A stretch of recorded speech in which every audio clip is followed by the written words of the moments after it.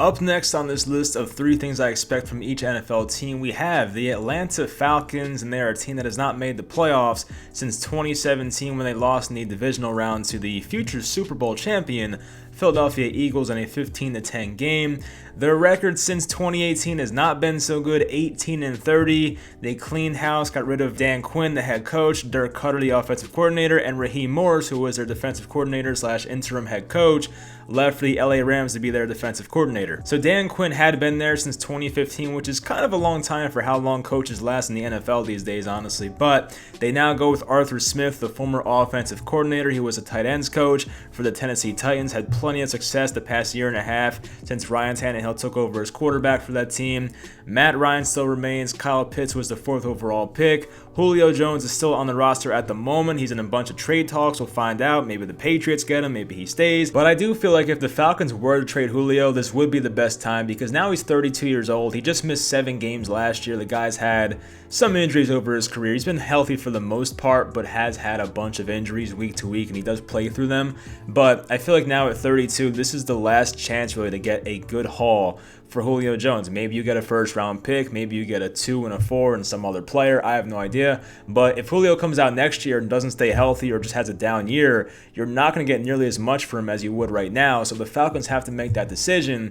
My gut tells me they're going to keep him. I don't really see Arthur Smith taking that job to trade Julio Jones right away. I feel like they want to see how it goes for a year, but maybe by next year his value will be way down. So it's kind of a high risk, high reward type of thing, but we'll find out. But I do think there's a chance it happens. I'll put it that way. But anyway, here are the 3 things I expect from the Atlanta Falcons in 2021. So number 1, their offense averages over 28 points per game. So last year in Tennessee, Arthur Smith's offense averaged 30.7 points per game, which was 4th best in the NFL for the Tennessee Titans, of course. And while I do think the Falcons have the offensive talent to have a 30-point per game offense, it sometimes takes a while to get acclimated to a new playbook, so I don't really expect them to come out right away and put up a bunch of points. It's a possibility, but it's a lot to put on a team. So I'll go for 28, which would still be like a top 5, 6, 7 team in the NFL in scoring, so that's very good. And the last time Matt Ryan had a very good play caller offensively, I would say it was Kyle Shanahan. He nearly had 5,000 yards, a 117 quarterback rating, and 38 touchdowns,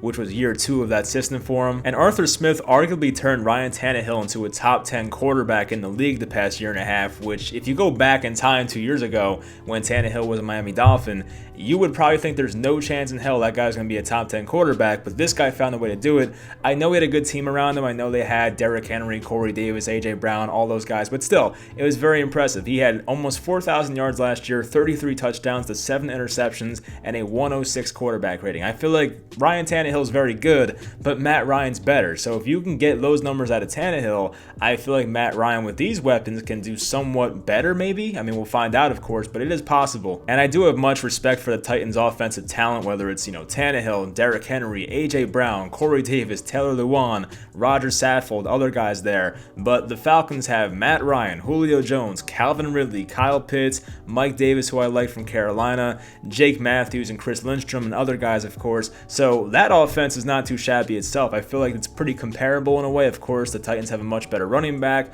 but still, they have a ton of offensive talent, and I feel like Arthur Smith has a lot to work with here. And I will say this is kind of a shot at the Falcons, so I'm sorry, but their defense has not been good for a while, and when you're constantly trailing on offense, it makes it easier to put up more points. So for that reason as well, I feel like that 28 points per game threshold is definitely possible. Number 2, their secondary shows improvements. So it really couldn't get much worse because last year the Falcons were the worst team in the NFL with passing yards allowed per game at 293.6. I think the Seahawks were like 286, so they had that by a pretty good amount.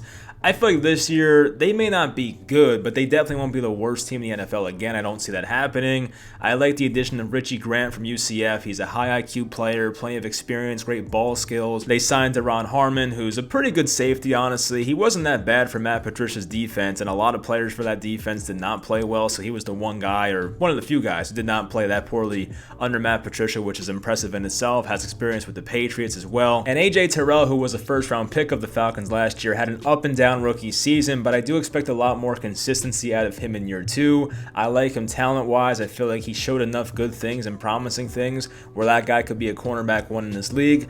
I still have concerns about their cornerback 2 spot. They have guys like Kendall Sheffield and Fabian Moreau, but I don't know what they're going to do with those guys, honestly. So that 1 spot in their secondary does concern me, but for the other 3 spots, the 2 safeties and AJ Terrell, I feel like that's a pretty good starting point for the Falcons secondary in 2021. And number 3, and I'm sure every Falcons fan will love this expectation, they stopped blowing so many leads. So I made a video about this one recently. It was actually pretty fascinating to go back in time. Well, it was only last year and in 2016 in the Super Bowl to see why the Falcons blew all these leads. So if you're interested, I made a video about that like probably 2 weeks ago, so go back and watch that one. But in 2020 alone, the Falcons lost 3 separate games where they had over a 95% chance of winning in the fourth quarter. They lost all of them, of course, and that's just unacceptable. It was the Dallas game, it was the Lions game, and it was the Bears game. So it was definitely not a good showing from them. Of course, we know about the 28-3 Super Bowl, but I do expect that to change with the new coaching staff here. And the sad part was that the Falcons were blowing all these games, but like a lot of it was self-inflicted. Like they didn't recover the onside kick against Dallas when they easily could have. They had 4 or 5 guys just watching the ball. The game against the Lions, I mean, Todd Gurley could have just took a knee and they would have been fine kicking the field goal with Younghoe Koo.